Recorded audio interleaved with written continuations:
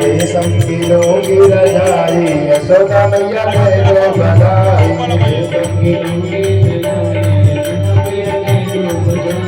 लाला जन्म सुन आई यशोदा मैया दे दो बधाई। लाला जन्म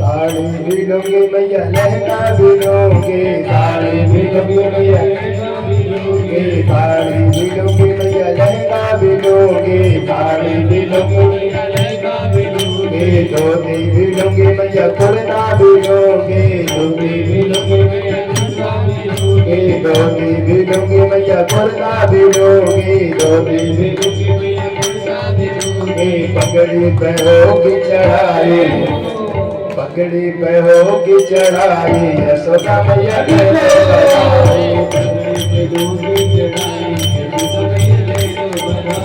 लाला जन्म सुन आई यशोदा मैया दे दो बधाई। लाला जन्म सुन आई यशोदा मैया दे दो बधाई। दे दो बधाई मैया दे दो बधाई। दे दो बधाई मैया दे दो बधाई। दे दो बधाई मैया दे दो बधाई। दे दो बधाई लाला जन्म सुन आई यशोदा मैया दे दो बधाई। लाला जन्म सुन आई यशोदा मैया दे दो बधाई। जय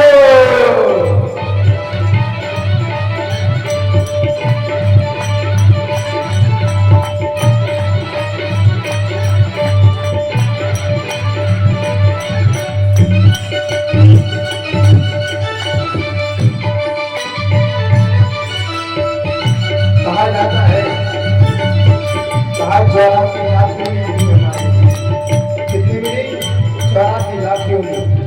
84 लाख योनि में हम पूरे दिन नच रहे हैं।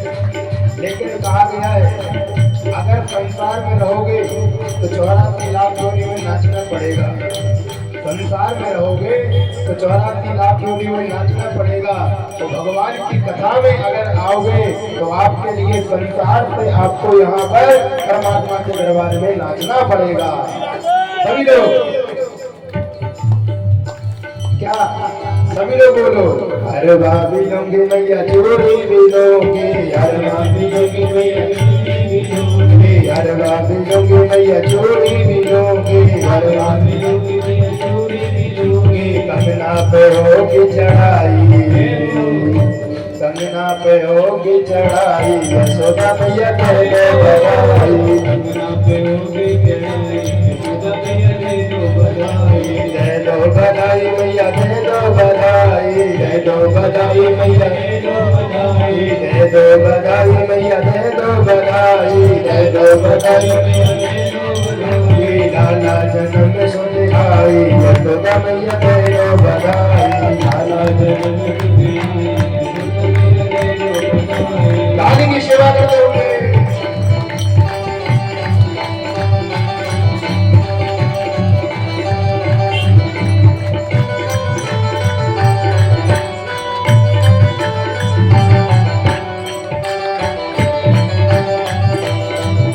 भागवत भगवान की कृष्ण कन्हैया लाल की यशोदा के गुलाल की।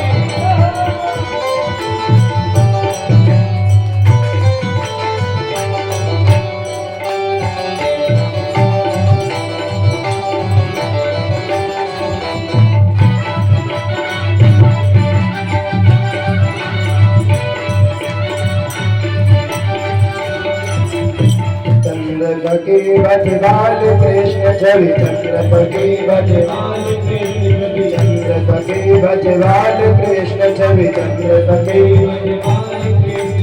चंद्रपति बजवाल कृष्ण छवि चंद्रपति बजवाल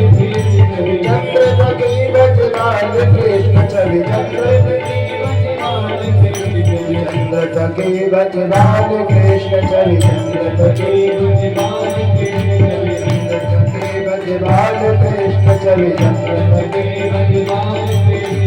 नित्य नित्य जाऊं बलिहारी यशोदा मैया दे दो बधाई लाला जन्म सुने आई यशोदा मैया दे दो बधाई लाला जन्म सुने आई दे दो बधाई मैया दे दो बधाई दे दो बधाई दे दो बधाई मैया दे दो बधाई दे दो बधाई मैया दे दो बधाई दे दो बधाई मैया दे दो बधाई लाला जन्म सुने आई यशोदा मैया दे दो बधाई लाला जन्म सुने आई लाला जन्म सुने आई यशोदा मैया दे दो बधाई लाला जन्म सुने आई दे दो बधाई यशोदा मैया दे दो बधाई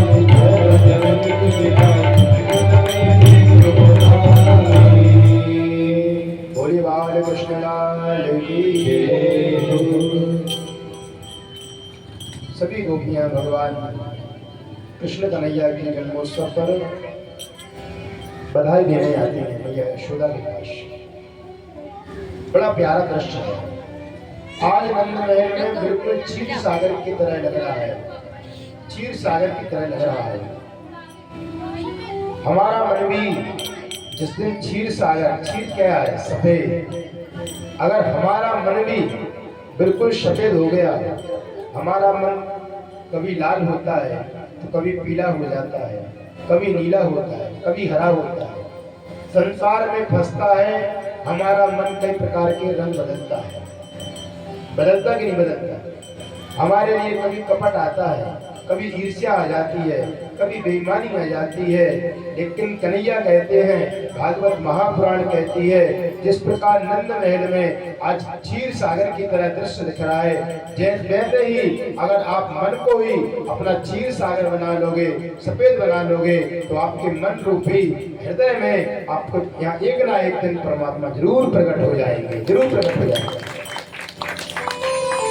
हमारा मन सफेद होना चाहिए। सफेद कपड़े पर इतना सा दाग लग जाना दिख जाता है। हमारा मन शुद्ध होना चाहिए। कपट भरा हुआ है।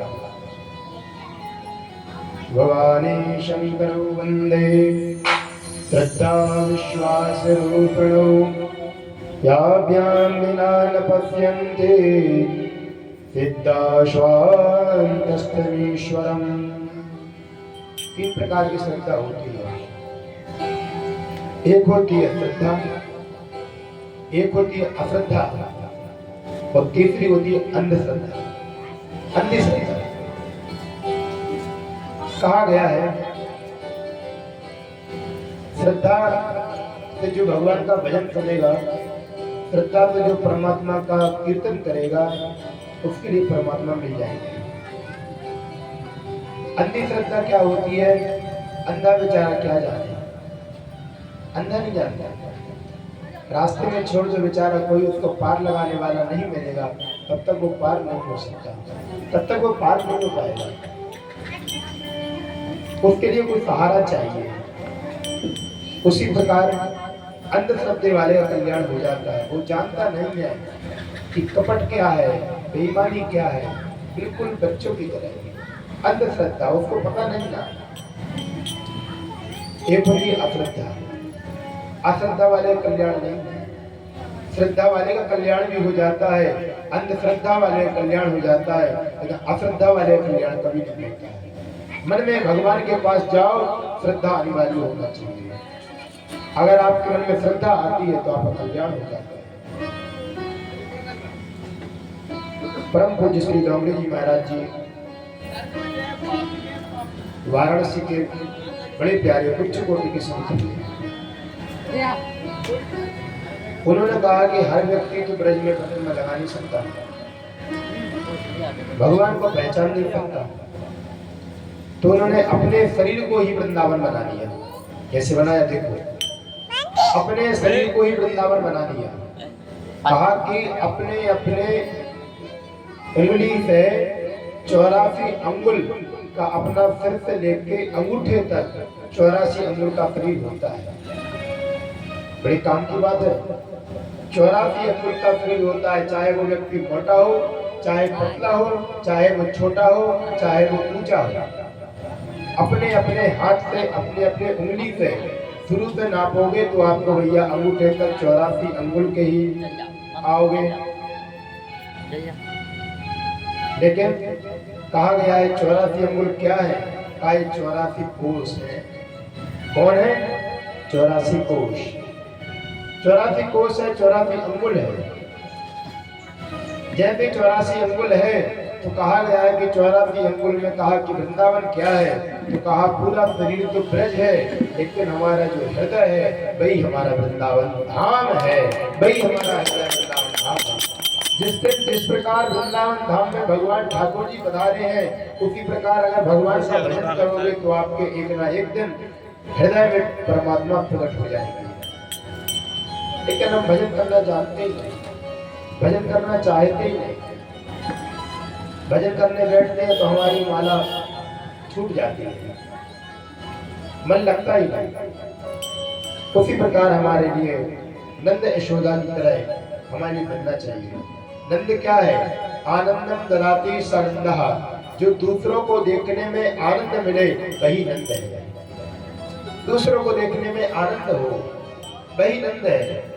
लेकिन आज ये होता है, दूसरों को देखते हो तो हमारे अंदर बुराई पहले आती है। भैया देखो ये बड़ा है, इसको छोटा करना चाहिए। कहाँ कहाँ पे षड्यंत्र लगाता है, षड्यंत्र लगाता है, ऐसा लगाता है, उसमें कोई ऐसी परेशानी रख दे उसका नाम बदनाम हो जाता है। दूसरों का आनंद हम देखना नहीं चाहते, इसलिए हम नंद नहीं बन सकते। यशोदा क्या है? यशम ददाति सा यशोदा। क्या है? काम तो खुद करती है, लेकिन जब यश देने की बारी आती है तो कहती है हमारी सहेली ने किया है, हमारे परिवार के लोगों ने काम किया, हम कुछ नहीं करते। काम तो स्वयं करते हैं, काम यशोदा स्वयं करती है, लेकिन जब यश की बारी आती है, मान बढ़ाई की बारी आती है, तब दूसरों को श्रेय देती है। और हम दूसरों से काम करवाते हैं और खुद की बढ़ाई चाहते हैं। हमने काम किया भैया, हमने किया है, हम बड़ाई अपने। इसलिए नंद यशोदा बनना बहुत कठिन है।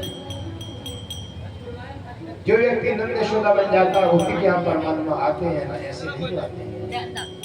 तो दूसरों को आनंद दे, दूसरों को यश प्रदान करे, दूसरों की भावना अच्छी रखे, उसी के यहाँ परमात्मा आते हैं। हमारे अंदर है तनन्या, हम कपट करते हैं, बुराई करते हैं, चुगली करते हैं, बेईमानी करते हैं, और हमारे यहाँ भगवान न जाए तो नहीं, ऐसे नहीं। इसलिए परमात्मा को पाना बहुत कठिन है। इसलिए कहा गया भगवान का भजन करना चाहिए।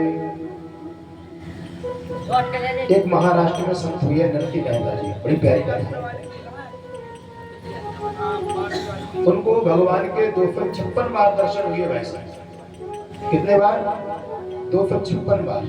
अब बताओ, अपने तो पूरे जीवन निकल जाए तब एक बार भी दर्शन नहीं किए परमात्मा, एक बार भी दर्शन नहीं मिले हमारे यहाँ। लेकिन नरसिंह मेहता जी ऐसे भक्ति है, वो 256 बार परमात्मा के दर्शन प्राप्त हुए। अब वो कैसे हुए देखो। एक समय की बात है, नरसिंह मेहता जी बहुत गरीब है, बहुत गरीब है। उनके पास में धन नहीं है। उनके पिताजी समाप्त हो गए, तब उन्होंने सोचा कि हम पिताजी की स्मृति में, पिताजी की वार्षिक श्राद्ध में 350 ब्राह्मणों का भोजन करा। कितने ब्राह्मणों का? 350। देखो 350 ब्राह्मणों का भोजन कराए। जैसे ही परिवार के लोगों ने सलाह ली, भैया पिताजी का ऐसा ऐसा काम करना चाहते हैं। नरसिंह मेहता के 4 भाई थे, सभी ने हाथ ऊपर कर दिए, भैया हम नहीं करा सकते, आपको जो करना है वो आप करो। मना कर दिया परिवार के लोगों ने। यही होता है, गरीब का कोई नहीं होता, अमीर के सब होते हैं। गरीब को कोई देना नहीं चाहता है, अमीर को।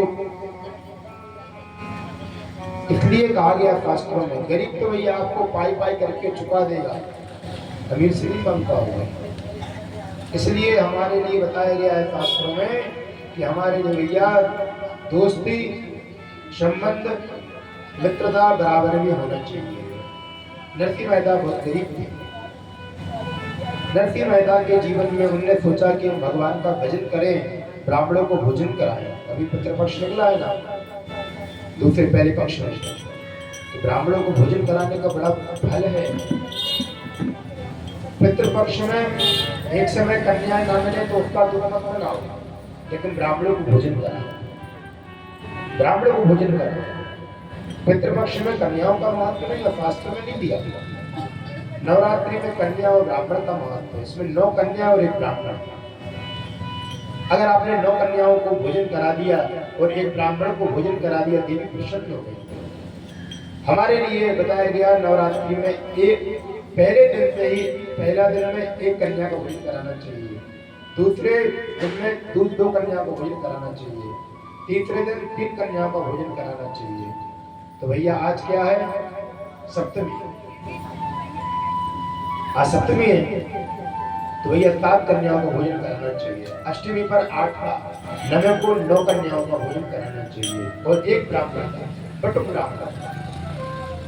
बटुक यानी आपका 11 साल से छोटा ब्राह्मण, उसका महत्व। शिव पुराण में भी अलग अलग कथा बताई गई है कि भोजन किसको कराने से क्या फायदा मिलता है। सौभाग्यवती स्त्रियों को भोजन कराने से हमारे जीवन में सौभाग्यता आती है, हमारे जीवन में सुख शांति आती है। बड़ों को भोजन कराने से, वृद्ध माताओं को भोजन कराने से हमारे घर में आशीर्वाद बनता है, पितरों का, पूर्वज प्रसन्न होते हैं।